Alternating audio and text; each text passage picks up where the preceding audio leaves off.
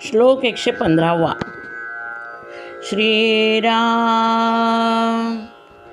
तुटे वाद संवाद तेथे करावा, विवेके अहंभाव हा पालटावा. जनी बोलण्यासारिखे आचरावे, क्रिया पालटे भक्तिपंथेची जावे. श्रीराम. फार पूर्वी महाभारतामध्ये पांडवांच्या बाजूनं बोलण्याकरता श्रीकृष्ण धृतराष्ट्राच्या दरबारात गेले. पांडव हे ज्येष्ठ मुलाचे म्हणजे पांडुराजाचे पुत्र असल्यामुळं त्यांना राज्य देण्याविषयी श्रीकृष्णानं सांगितलं. त्याला नकार मिळाल्यावरती खांडववन हा ओसाड प्रदेश त्याचा स्वीकार करून पांडवांनी ती नगरी उत्तम पद्धतीनं वसवली आणि इंद्रप्रस्थ ही आपली राजधानी बनवली. पण कौरवांनी फसवून पांडवांना 12 वर्षे वनवास आणि 1 वर्ष अज्ञातवासाला पाठवलं. कौरवांनी ते खांडववनसुद्धा गिळंकृत केलं. त्यानंतर कौरव पांडवांना काहीही देणार नाहीत हे माहीत असूनसुद्धा कृष्णानं शिष्टाई केली. कारण एकच होतं की दरबारातल्या इतर मंत्रिमंडळांना पांडवांची बाजू बरोबर आहे हे लक्षात यावं आणि विवेकानं त्यांचं मन पालटावं. पण दुर्दैवानं तो वादच राहिला आणि कौरवांचं मतपरिवर्तन झालंच नाही. शंकराचार्य आणि मंडळ मिश्रा यांचा वाद चर्चा नर्मदा किनारी झाली. त्यात मंडळ मिश्रा यांचं मतपरिवर्तन करण्यात शंकराचार्य यशस्वी झाले. पण असं म्हणतात की मतपरिवर्तनाचा काळ तिथं संपला. जिथं वाद तुटतो, निर्णय लागतो, तत्वनिर्णयाच्या जिज्ञासेनं चर्चा चालते, तिथंच संभाषणात भाग घ्यावा असं समर्थ पुन्हा पुन्हा सांगतात. त्यामुळं खरं काय ते समजतं आणि ते आचरणात कसं उतरावायचं हे उमजतं. पण केवळ दुसऱ्याचं मत खोडून काढण्यासाठी केलेला वाद काहीही उपयोगाचा नाही असं समर्थ म्हणतात. दुसऱ्या चरणात समर्थ आपल्याबद्दल बोलतायत. आपली विवेकशक्ती जागृत ठेवावी आणि त्या योगे आपला अहंभाव पालटावा असं समर्थ सांगतात.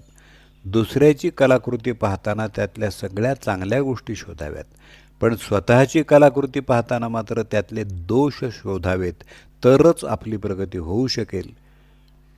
इथं एक लक्षात ठेवलं पाहिजे की अहंकार घालवायचा म्हणजे चातुर्य घालवायचं नाही.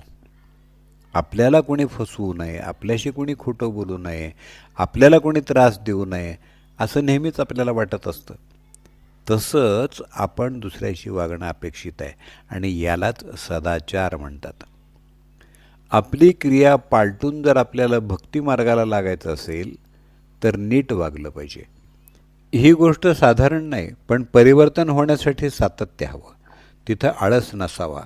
परमार्थातल्या प्रगतीसाठी वर्तन सुधारावं लागतं. विषयवासनांना ताब्यात ठेवावं लागतं. जसं बोलतो तसं वागणं हाच आदर्शवाद आहे. नाहीतर तोंडानं नामस्मरण करायचं आणि मनातून दुसऱ्याचं अहित चिंतायचं, हे बरोबर नाही. एकदा संयमानं वागणं स्वीकारलं, मनाचा निश्चय झाला की आचरणामध्ये पूर्ण बदल घडून येतो. विवेकशील माणूस आपल्याला जसं वागता येतं तेवढंच बोलतो. संत एकनाथ महाराजांच्या आयुष्यामधली एक प्रसिद्ध घटना आहे. संत एकनाथ महाराज पैठणचे रहिवासी, हे आपल्याला माहिती आहे. अत्यंत शांत आणि सुस्वभावी असा हा माणूस. तिथं त्यांचा चौसोपी वाडा होता. दिवसभराची नित्यकामं आटोपल्यावरती त्या वाड्यामध्ये संध्याकाळी रोज भागवत कथा चालायची. खूप लोक ती कथा ऐकायला येत असत. एकदा त्या गावात काशीहून एक विद्वान आले आणि माझ्याशी कोणी वादविवाद घालेल का अशी चौकशी त्यांनी केली. गावातले काही लोक नाथांचं मत्सर करत होते. त्या लोकांनी त्या विद्वानाला नाथांकडे पाठवलं. नाथ हे शांतीदूत. त्यांची शिकवण आणि आचरण जे जे भेटे भूत तेथे मानणे भगवंत अशी होती. विद्वान म्हणाले, आपण वादविवाद करूया. आता नाथ इतके साधे होते की त्याने विचारलं, वादविवाद म्हणजे काय? तर ते विद्वान म्हणाले की तुम्ही एखादा सिद्धांत मांडा, मी तो खोडून काढेन आणि नंतर मी सिद्धांत मांडेन, तुम्ही खोडून काढा. नाथाने विचारलं, बरं मग प्रथम सुरुवात कोणी करायची? तुम्ही सुरुवात करा, असं त्या गृहस्थांनी फरमावलं. नाथ उभे राहिले. सर्व सभेला त्यांनी नमस्कार केला आणि म्हणाले, माझ्याशी चर्चा करायला आलेले गृहस्थ हे अतिशय विद्वान आहेत, सज्जन आहेत आणि देवभक्त आहेत. इतकंच बोलून नाथ खाली बसले. सर्व सभा आश्चर्यचकित झाली आणि ते विद्वान गृहस्थ म्हणाले, अरे अहो, सुरुवात करताना तरी माझ्याबद्दल वाईट सांगून करायचं असतं, पण तुम्ही सांगितलेल्या गोष्टींमध्ये वादविवाद आलाच कुठं? नाथाने लगेच उत्तर दिलं, अहो, माझं ज्यांनी वाईट करण्याचा प्रयत्न केला त्यांच्याबद्दलही मी वाईट विचार करू शकत नाही. आणि तुम्ही तर माझं काहीच वाईट केलेलं नाही, तुमची आणि माझी फारशी ओळखही नाही, तर मी तुमच्याबद्दल वाईट का बोलू? तरीही मी माझ्या दृष्टीनं या विद्वानाबद्दलचं, ते विद्वान आहेत, सज्जन आहेत आणि देवभक्त आहेत, हे 3 सिद्धांत मांडलेले आहेत. आता ते तुम्ही खोडून काढा. हे ऐकून ते विद्वान खजील झाले. त्यांनी नाथांचे पाय धरले. पुढं त्याने त्यांचं शिष्यत्व पत्करलं आणि याच्यावर नाथांनी त्यांना सांगितलं, तुम्ही निश्चितच हुशार आणि विद्वान आहात, पण त्याचा उपयोग तुम्ही समाजाच्या कल्याणासाठी करा. नाथांसारख्या विद्वान लोकांच्या सान्निध्यात राहून भक्तिमार्गाला लागावं, म्हणजे आपली प्रगती नक्की होईल, असं समर्थ म्हणतात.